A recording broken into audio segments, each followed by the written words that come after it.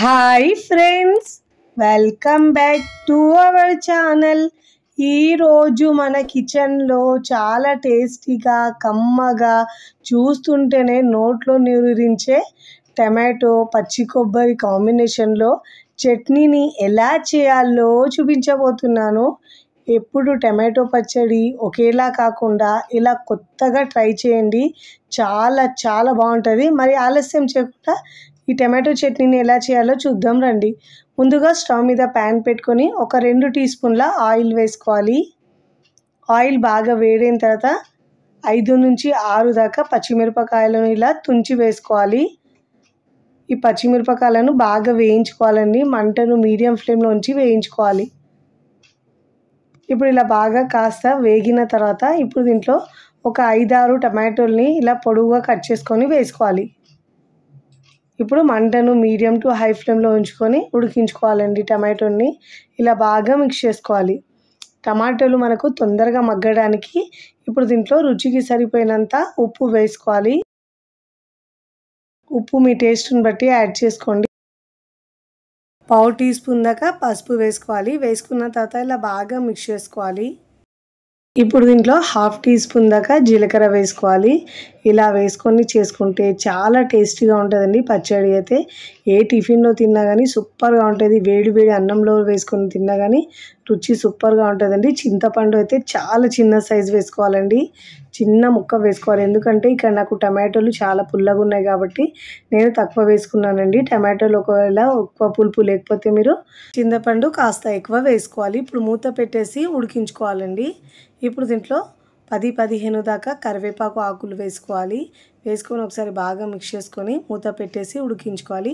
First time నా channel చూస్తున్న వాళ్ళు ప్లీజ్ నా ఛానల్ని సబ్స్క్రైబ్ చేసుకోండి, లైక్ చేయండి, పక్కనున్న బెల్ ఐకాన్ని ప్రెస్ చేయండి. ఇలా ప్రెస్ చేయడం వల్ల నేను పెట్టే వీడియో నోటిఫికేషన్ ముందుగా మీ హోమ్ పేజ్కి వస్తాయి. ఇక నేను పచ్చి కొబ్బరి, ఒక కొబ్బరిలో నుంచి 1/2 కొబ్బరి ఇలా ముక్కలుగా కట్ చేసుకున్నానండి.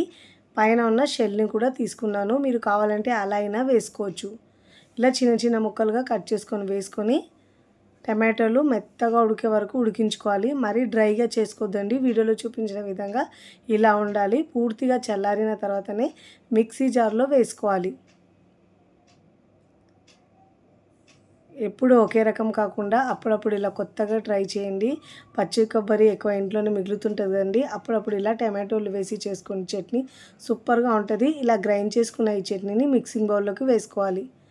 ఈ చట్నీకి ఇప్పుడు మనం పోపు పెట్టుకున్నామండి. సూపర్గా ఉంటుంది. పోపు పెట్టుకున్న తర్వాత అయితే ఇప్పుడు స్టవ్ మీద ప్యాన్ పెట్టుకొని ఒక 2 టేబుల్ స్పూన్ల ఆయిల్ వేసుకోవాలి.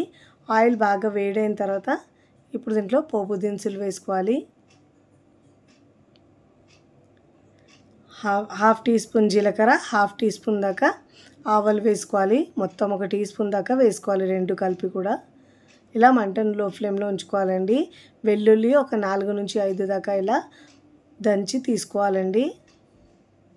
ఎండుమిరపకాయలు 2 ఇలా తుంచి వేసుకోవాలి.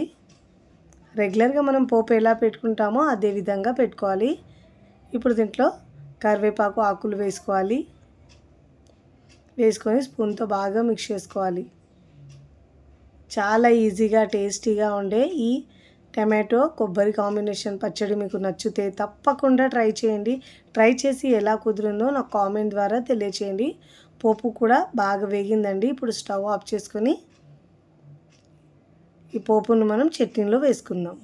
ఎలాంటి కర్రీ లేకపోయినా కానీ ఈ చట్నీతోనే అన్నం మొత్తం తినేస్తారండి. నోటికి ఏమి తినబుద్ధి కానప్పుడు ఇలా కమ్మగా చేసుకొని చాలా రుచిగా తినొచ్చండి. అంతా సూపర్గా ఉంటుంది.